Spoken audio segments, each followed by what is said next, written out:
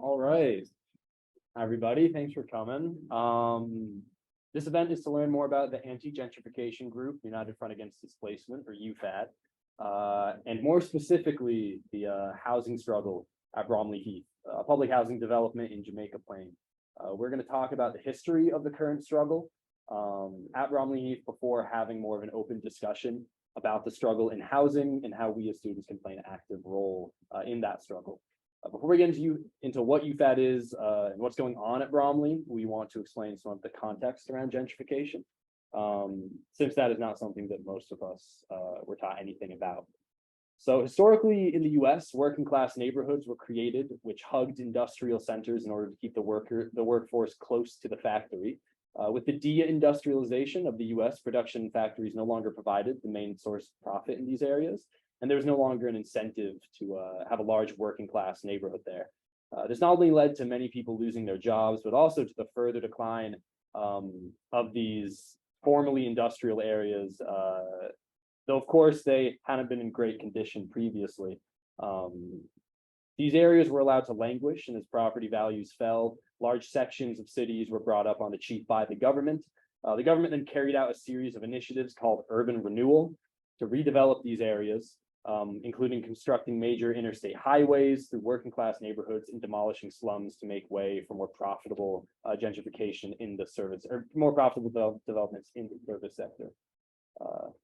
This has all laid out the groundwork for the type of gentrification that we see in cities today. Today, banks, real estate companies, and developers work together with the government to transform neighborhoods and whole cities in order to make billions of dollars. They do this by buying up undervalued properties in working class neighborhoods, which have been neglected for decades, driving up rent, evicting former residents, and sponsoring waves of new construction.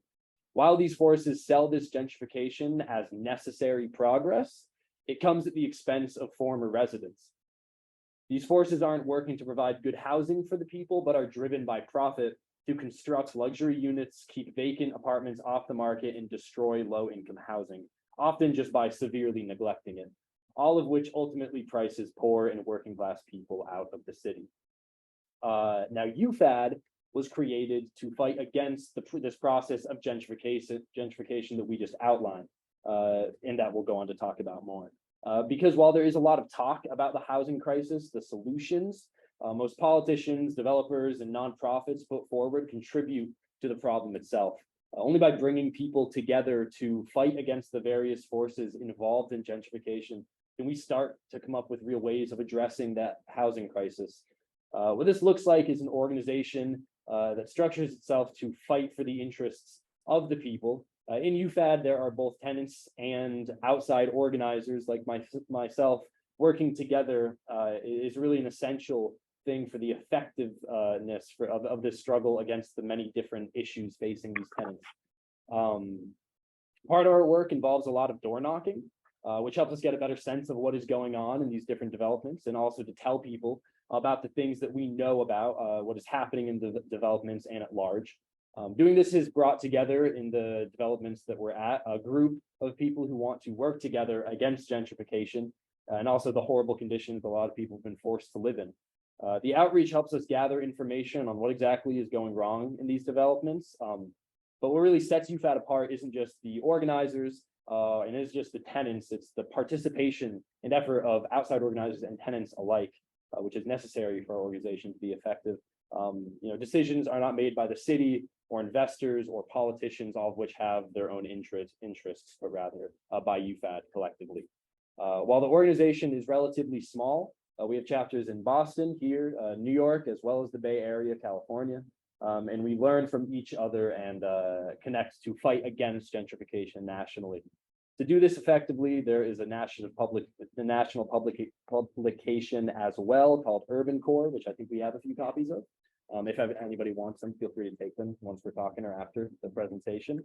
But yeah, with that being said, let's just get into the specifics about Bromley Heath so you guys can learn more about it.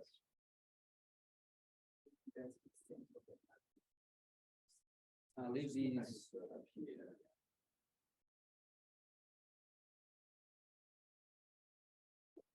Cool. So yeah.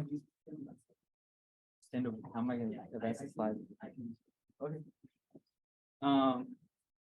Yeah, so thanks for coming, everybody. Pretty excited to be here, be able to talk about this stuff. Bromley Heath is just, one public housing development in the city of Boston amongst, a lot of public housing developments, all over the country.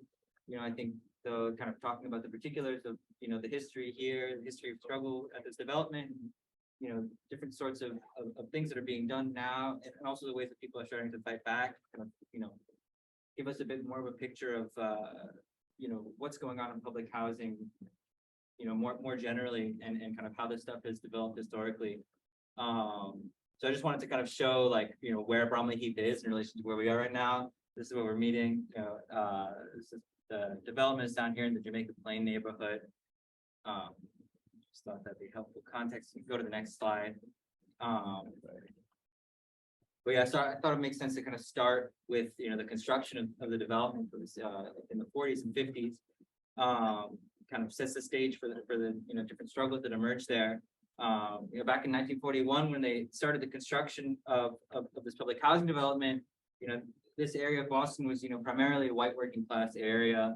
There were a lot of Italian Americans and German Jews working in, there was a big shoe factory over there, different breweries and bottling plants. And obviously, somewhat slum-like conditions there. And, when the movement for public housing developed, this kind of idea of, we're going to clear out slums and we're going to kind of concentrate the poor more in these larger developments that they make. That's kind of one of the posters from the U.S. Housing Authority when they first started up. It says slums breed crime, kind of shows their attitude. But also at that time, when it was constructed, the idea was more that public housing is a service that exists for kind of, upwardly mobile working poor people. It was kind of selective. They would even go in people's homes and, like do interviews on people's manners and etiquette, because they had this idea of, we're trying to, like, foster these certain sorts of communities. And it was, as far as I can tell, initially an all-white development. The public housing was completely segregated for quite a long time. You can go over to the next slide now. Then there are, a variety of different changes that took place, which, not only changed the composition of the inner cities, but also, of the Bromley Heath development as well. Different phases of the Great Migration where, Black people moved up to the north and to some other cities in the west, out of the deep south, kind of look to escape poverty, find different opportunities. And, I think it was also kind of driven by the government in different ways. So that caused, larger populations of Black people to be concentrated in cities like Boston, especially around the 50s and 60s. At the same time, there were these kind of processes of white flight going on where, there was a big push to kind of develop the suburbs, kind of, even deepen that racial segregation that existed, extend loans to, kind of working and middle class white people to kind of, buy their own homes and move out. So that kind of caused some of the change in the area as well. And then at the same time, also some of these urban renewal programs were developing where, basically more slum clearance, and this idea of, basically convincing, especially actually in the Black neighborhoods, convincing like the higher sections of the Black elite that, the way that they were going to get this, a better situation for them in the city was actually by going along with the government, pushing all the, poor people out and kind of doing new development. Didn't really go so well, but, that's another one of the factors that kind of, drives, public housing kind of becoming more center of poverty, of crime, but also, it's a situation where people are kind of pushed up against each other, and they also have a common oppressor, where it's everybody has the same landlord, and these big developments kind of creates an opportunity for different forms of struggle to emerge. So you can go over to the next slide. So obviously this is kind of just like a small slice of the different struggles that have happened in Boston throughout the years. But I kind of want to focus on the stuff that happened in 1967, because I think it really shifted the situation in terms of what kind of ways people were organizing back then. There's this group called Mothers for Adequate Welfare. They're pretty unhappy with the situation in the welfare offices. The offices were only open one day a week. for them to go get their welfare checks and sign up for these different programs. They were armed, guarded by armed cops who would be kind of, intimidating people. A lot of times, you would get your benefits cut off just because there was gossip, or maybe, the officer doesn't like you or whatever. So, mothers, in Boston, I think also around the country, were getting together to try to make certain demands to improve this. They had different sorts of strikes, sit-ins, rallies in Boston, and none of it really amounted to much. So in June of 1967, they went to the welfare office on Blue Hill Avenue in Roxbury, and they basically kind of locked all the employees in, demanded to meet with the head of the welfare office. So basically the cops showed up, broke into the building and just started beating people. According to one student from Harvard, they were yelling like "kill them," like as they were like beating all these Black people that were gathered around the building to see what was going on. And so it basically resulted in 2 big nights of riots throughout Roxbury. It seems like it was almost kind of a situation of like low-grade urban insurrection. People flipping cars, breaking windows, people sniping at police officers when they tried to drive through. This is not really something that had happened in Boston, like during that decade yet, as much as it happened in other cities, and it caused, I think Black people and other people in Boston to really kind of see police oppression as more of a primary thing. Like, okay, like actually, we haven't just escaped racism by moving up to the north from the south. And also as a result of this, there was, much more stepped up police presence in the area. So kind of after this, and in late 1967 and in 1968, there's a lot more different forms of organizing happening, especially one of like all Black organizations forming. There's this one united front group called the Boston Black United Front, which was, not just like revolutionary organizations, but also, kind of groups from all different kind of sections of the Black population in Boston. There were 85 organizations involved that were trying to unite together to accomplish different things. So you can go to the next slide.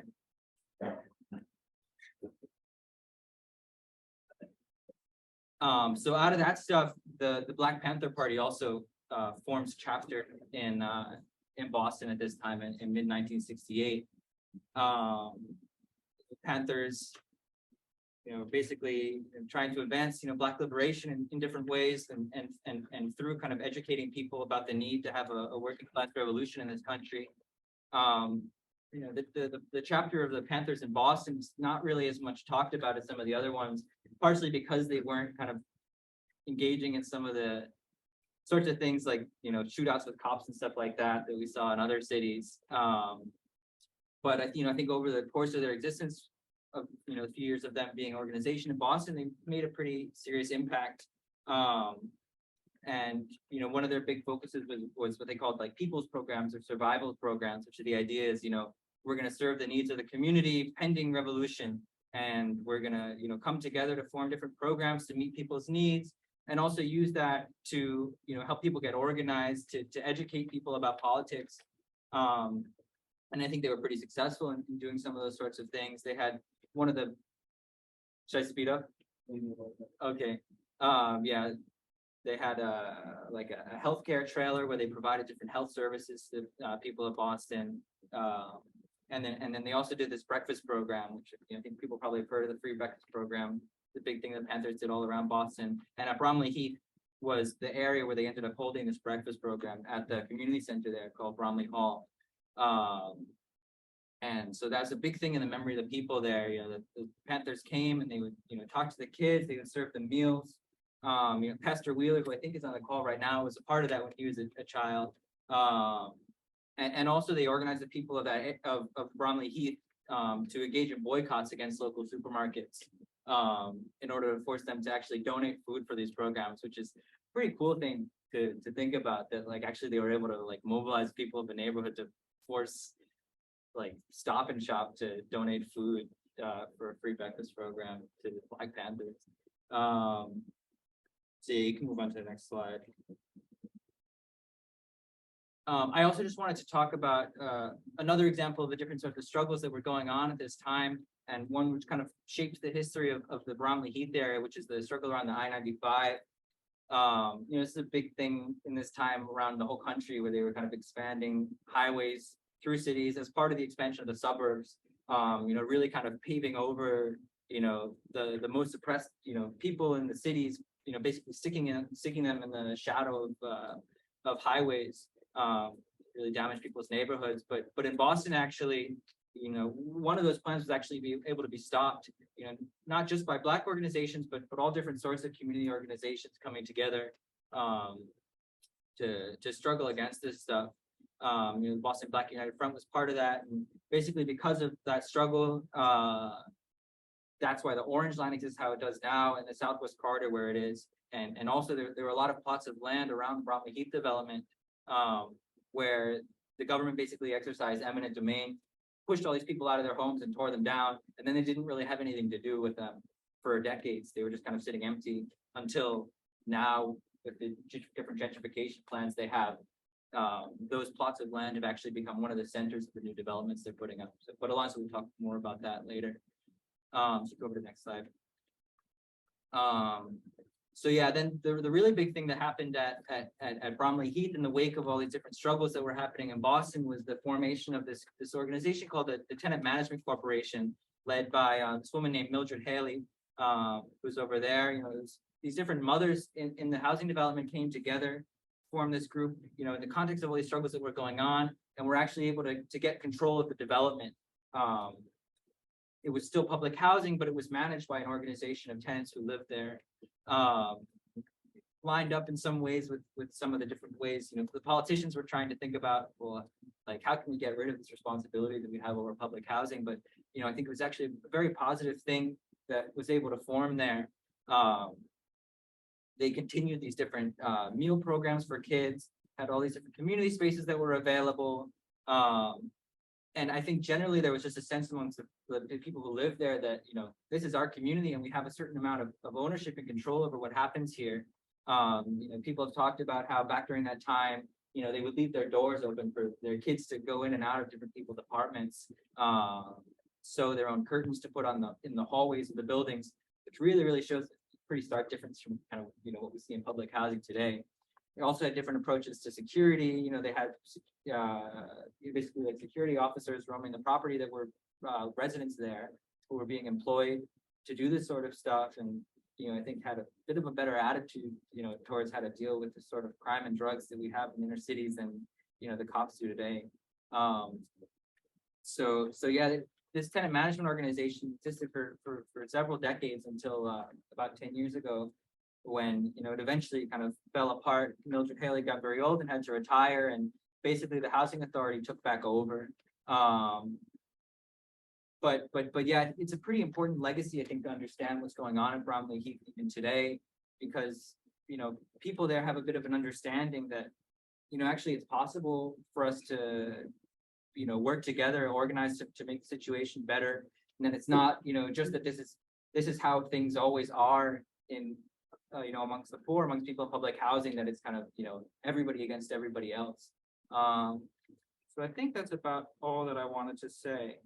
Oh yeah, the other thing is, I think there's also a lesson there that, this form of organization, which was a pretty positive thing, it only emerged there at Bromley Heath because of, all the pretty intense struggles that were going on, around the country, around the city, of actually, masses of people getting together and organizing for their basic interests. And as long as that sort of stuff does not continue, it becomes very easy for the government eventually to kind of claw every bit of that back. So I'll let Alonso go ahead now. Yeah, thank you. Yes, I'll talk a little bit more about the plans that they have now to gentrify the area, and specifically to eventually really get rid of Bromley Heath as public housing.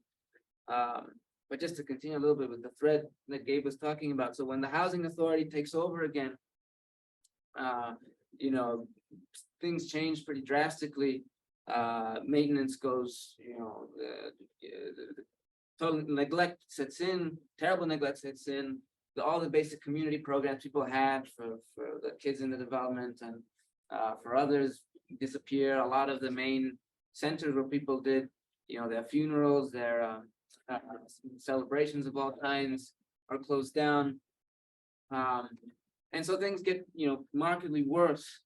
And it's important to understand that, and if you go to the next slide, So like, just to give you the sense of some of the conditions, this is at Bromley, this is not so uncommon, but, you know, this is the result of a very deliberate neglect. And the housing authorities will tell you, oh, well, you know, we don't get funding from the federal government, which is true. But the thing is, you know, this history of the Tenant Management Corporation makes it very clear, because there was still public housing then. The funding still came from the federal government then, and this sort of stuff wasn't there then. You know, there were still issues because the federal government itself is not interested in maintaining public housing. But with a legacy of very intense struggle, and with an organization of people able to kind of, you know, take care of some things themselves and push the government to provide more than they would want to in terms of basic resources, you know, this sort of thing wasn't happening. But so then things get worse in terms of the conditions, in terms of, you know, yeah, the conditions of the buildings, the conditions of the roads, with the removal of all sorts of programs, you know, the kind of proliferation of gangs increases. And then they use that as the excuse to say, we got to get rid of it all.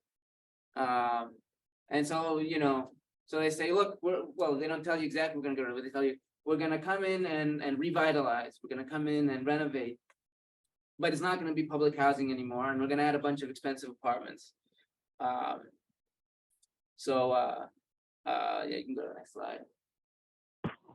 So just to give you a little bit of a sense, you know, so this is the Jackson Square train station, which is where, you know, as Gabe was describing, is where they wanted to build this highway, and they weren't able to because of the struggle of people. So it became the Orange Line. And now, you know, you got the Orange Line there. Over this way, you got the Green Line. You got a bunch of buses that connect to Dudley that actually go all over the city. So it's become a kind of a prime spot. And these developers that are coming in, they've taken over like most of the buildings along Center Street they own. They've put up new apartments right on the other side of the train station. And now those developers want to get rid of this whole section of the development and build these, you know, 6-story wooden block buildings. These are brick buildings, and they're not in great condition because they've been neglected, but they're you know, that's a result of the neglect, not so much a result of their construction. That's kind of stuff they build now, paper thin walls, you know, they've actually lowered certain requirements for the wood in terms of flammability and stuff like that. And that's the sort of materials they use. So it looks all nice and fancy, but it's actually, you know, not so good. And on top of that, yeah, a lot of those are going to be really expensive, and I'll show you some of the rents a little later. The next slide. So yeah, so these developers are like, just to give you, I mean, they make it very clear what they want to do. So this is one of the buildings right next to the train station, and just look at how they describe it. You know, inspired by the historic neighborhood, a blend located in the heart of trendy Jackson Square. You'll enjoy diverse nightlife, restaurants of all tastes, boutique shopping. You know, they make it very, very clear what they're trying to do here. Next slide. Yeah, another one, you know, the heart of it all, glamorous neighborhood. Glamorous neighborhood, we're gonna get rid of all the people who live here. Yeah, next one. So yeah, so what they're gonna do is, yeah, they're gonna, in phase one, just phase one, they're gonna get rid of 250 apartments and replace them with 600 apartments. 250 of those will be what's called Section 8, which is basically, it's like public housing, except fewer tenant rights and under private, like the buildings are privately owned and managed. And there's a bunch of loopholes for the private developers to get away with more stuff than the housing authority is able to, and they're able to get away with a lot of stuff. So, and then the rest of the 600, the rest of the 420 apartments are all going to be what they call affordable at, you know, yeah, affordable according to this thing called the area median income. To not get into the details, these affordable rents are going to be the cheapest ones 1,000 for a 1-bedroom, which is for Boston, relatively good, but this is in a zip code where I think the median income is like $16,000 a year. So, $1,000 for a 1-bedroom is pretty insane. And then a bunch of them are gonna be, up to, 2,500 for a 1-bedroom, of these new apartments that they're gonna add. Or, you can see, 2,900, 3,200, et cetera, et cetera. And they call that moderately affordable housing. Next slide. So when they do this sort of stuff, they say, they're gonna demolish the buildings, they're gonna move people out. And they say, but you'll have a right to return. We promise you a right to return. We also promise you that the relocation, we're gonna make sure you end up somewhere temporarily that meets all your needs, that is big enough for you, that meets your disabilities, and it'll all be smooth, and you'll get 90 days. And that's all nonsense. So right now, actually, what's going on? They started trying to move people out to do this thing, and they've been giving people, okay, well, at some point we're going to move you out, and then 1 week before they want them to move out at the first buildings, they're like, okay, next Friday, the 14th, that's when you need to go, and none of the people left had a place determined yet to go to that was big enough for their families, or that that meant their disabilities, like things like people in wheelchair need handrails, need bathrooms of a certain size, stuff like that. None of these things have been taken care of for the remaining families in this building. And then next door, they're like, oh, well, we want to demolish this community center that was mentioned where the Black Panthers did the breakfast program.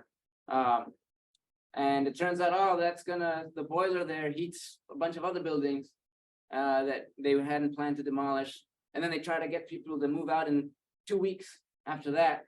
After we did some protests of this first building, they kind of laid back a little bit on those plans.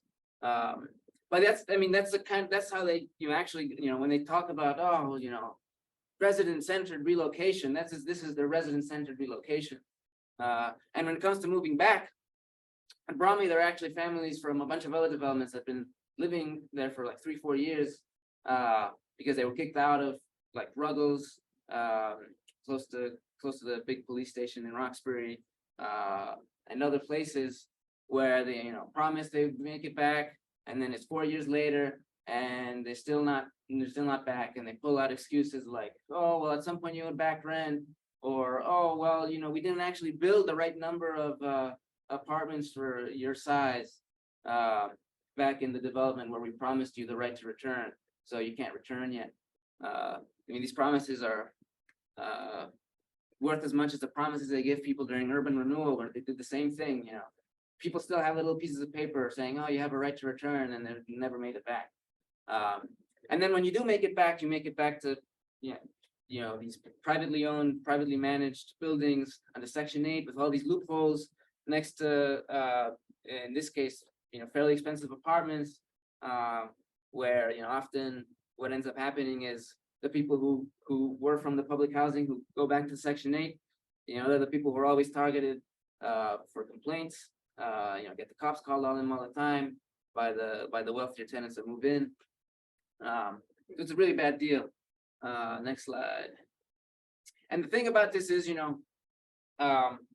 hear this and you're like, oh, these developers, greedy for-profit developers. These are technically non-profit developers doing all this stuff, and they try to sell the idea that, oh, because they're non-profits, this is actually going to be a form of social housing, they call it.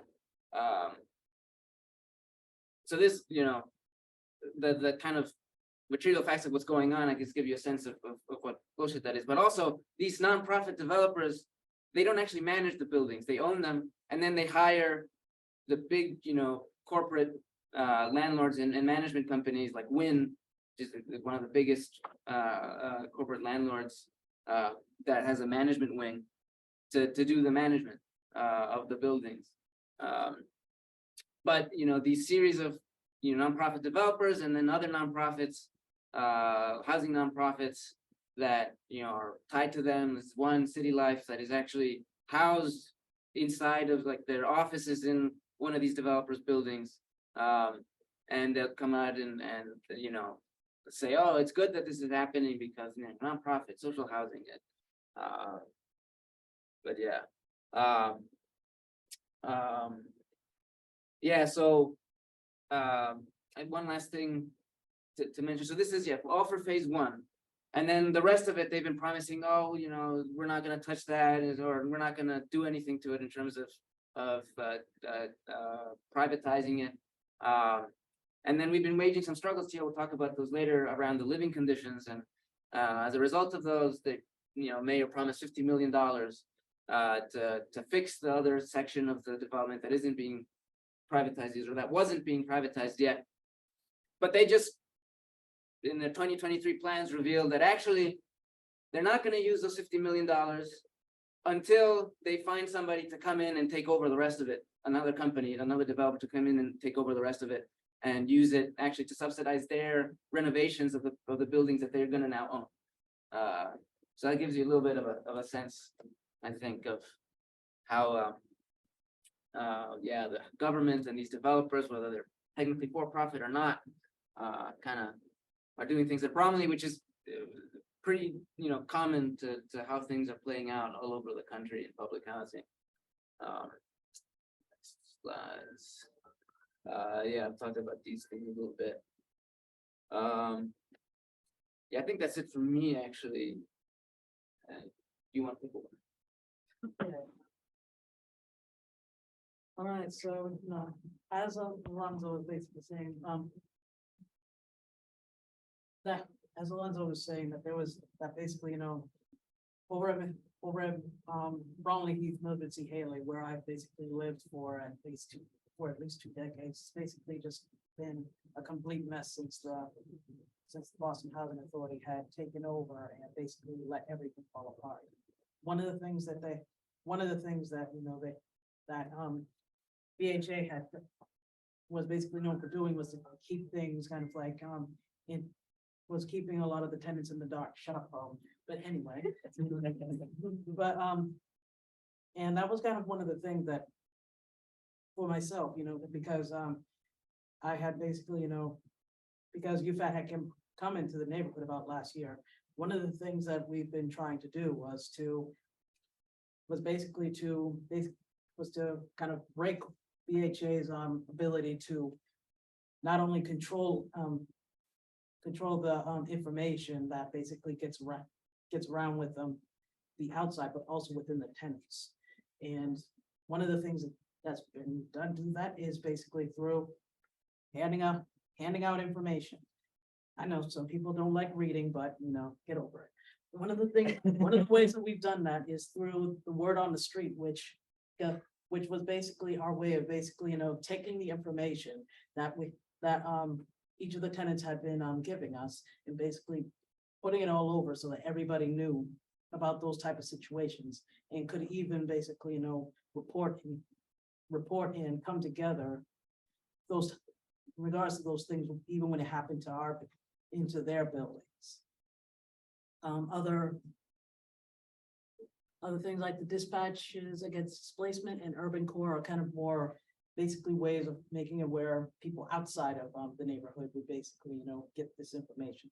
Well, outside of the neighborhood, outside the city, outside the state. What happened? Next slide, please.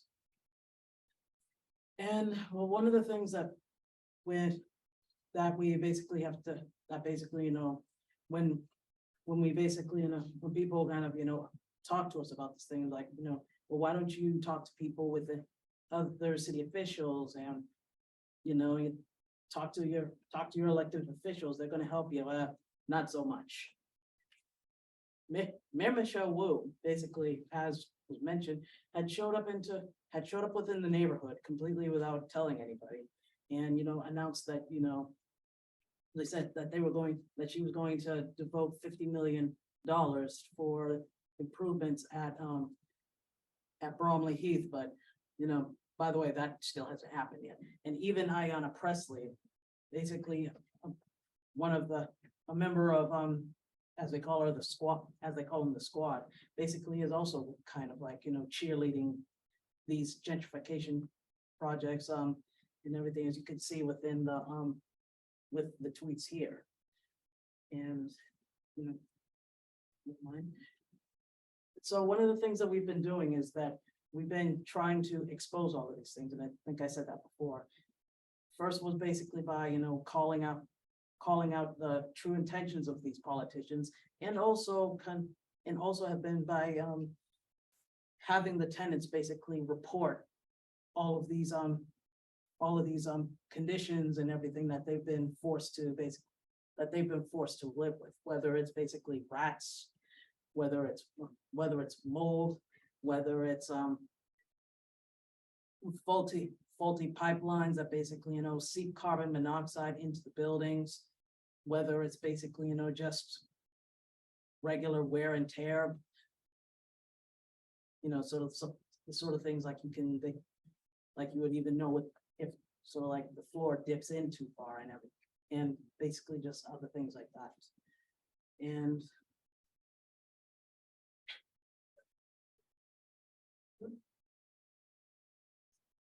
oh yeah, and one of the other things, protests. That is basically something that and this wasn't in my generation, but probably some of the people who are basically, listening in on Zoom, was that in the past, basically, the residents led by by Mildred Hailey and the Tenant Management Corporation actually had no problem with basically, rallying up and basically, protesting the officials of BHA right to their faces and getting things done. But since the Tenant Management Corporation had been disbanded, BHA has kind of just felt like, they've basically been allowed to do carte blanche, whatever they want, such as, neglect, basically even intimidating the tenants, basically neglecting the properties and so forth. So so one of the things that, we've been doing is basically rounding up people to basically just to say no, to basically put it out there to BHA and to the world almost. Thank you very much, Internet, that these type of things are happening and they're unacceptable. We've basically done protests at Bromley Heath. We've even basically went to some of these developers buildings and to the politicians, basically, to make it known exactly how much the residents of this neighborhood and others have been mistreated. And it's basically a very slow process, but it's something that is picking up traction, and something that we can hope that basically happens across the country, so that so that change actually can be made. And so now my courage has basically waned, so I'm going to give it to the next one. Bye-bye. Thanks, Tia.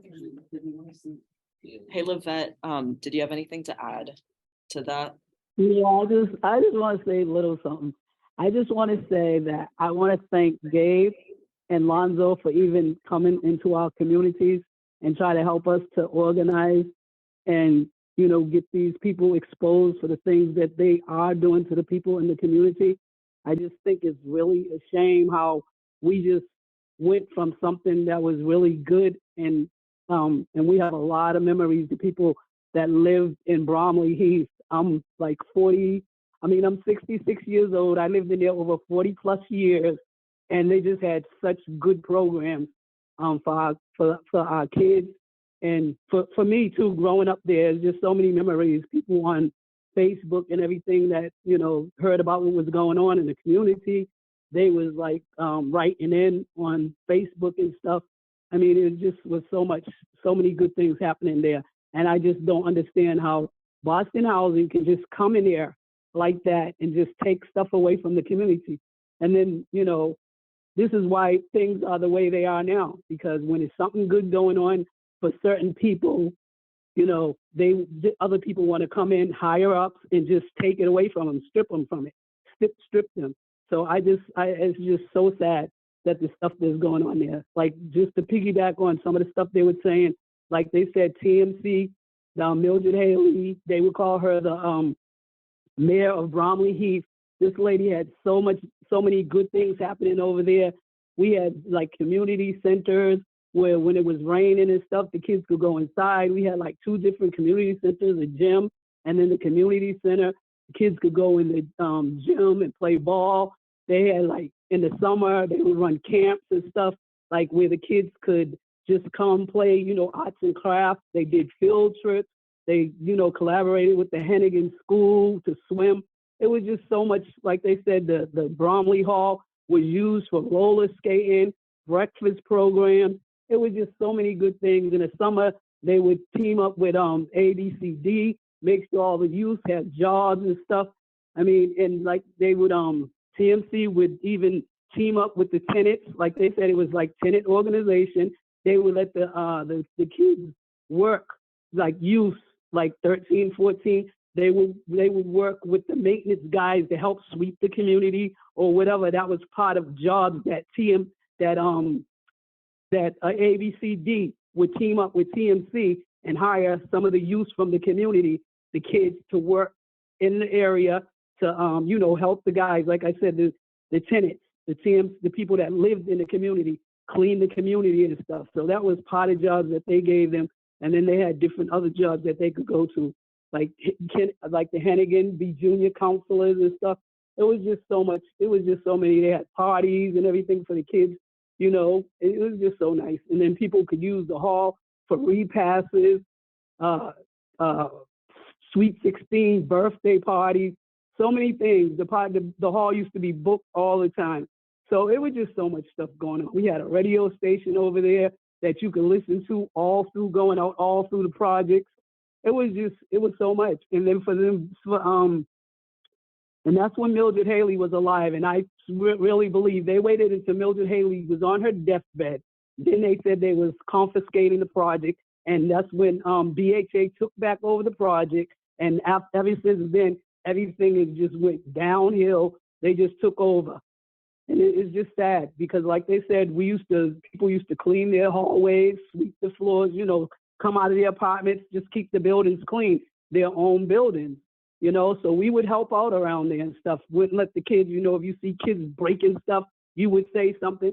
So like they said, around there, we had the motto of, it takes a village to raise a child. And that's what we did. There was a lot of older people that came out and helped. It was just, like I said, it was more of a village. That's why we got the motto, we are family, because it felt like a family thing over there.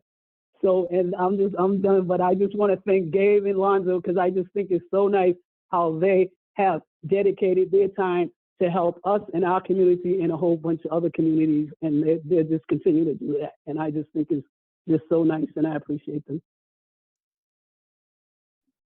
Thanks, Lavette, and I mean, I mean, this stuff going on is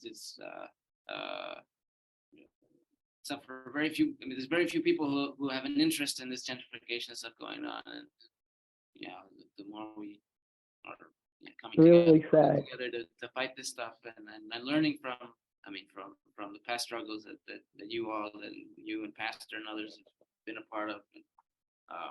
Has been really good and really important.